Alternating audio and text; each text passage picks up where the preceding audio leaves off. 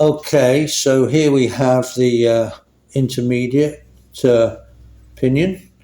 So let's have a look. We've got two dots here, and those two dots go either side of the dot on the crankshaft pinion.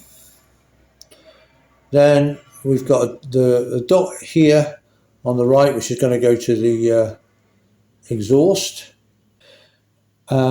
But then weirdly, over here we have a dot and a dash punch marked, which goes to the which goes over to the inlet pinion on the camshaft.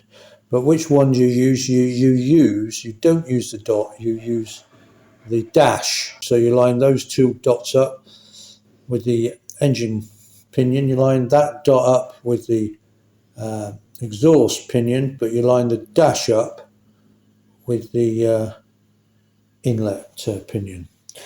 Now, I'm just going to take you over, hang on. Why there is a dash and a dot, I don't know. Okay, because we can see it more clearly on here. Okay, so there is the dash that lines up with the dot on the inlet pinion, and we don't use the dot. Those dots line up. Those two dots are either side of the dot on the crankshaft pinion. Now, why is there a dot and a dash? I honestly don't know. I can only assume that the dot is used for timing other Triumph engines, but which ones I don't know. Maybe it's a Bombil. No, I've done loads of Bombils, but I can't remember. But there must be other engines that they're used for. But certainly on a Trident, you line up the dash on the inlet with the dot. You don't line up dot to dot, for reasons best known to Triumph, I guess. Right, so we're back with our assembly lube, and we're going to put some assembly lube on that idler shaft.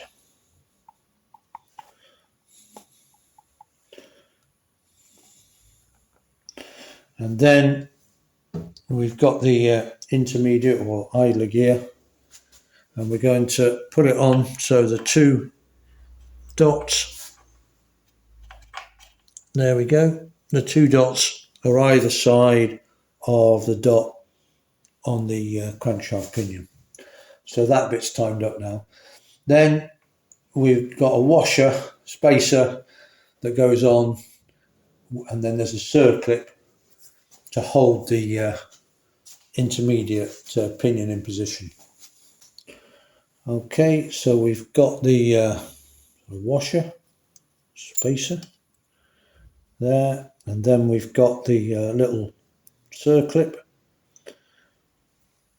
I'm going to put that on. Let's open that up. And of course, we always make sure, there we go, and we check and we double check that that circlip, as with any circlip, is fully in its groove.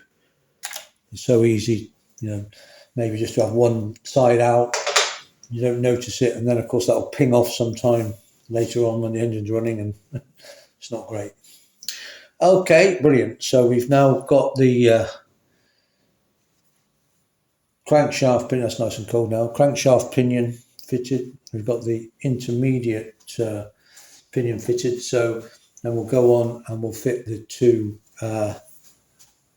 camshaft pinions.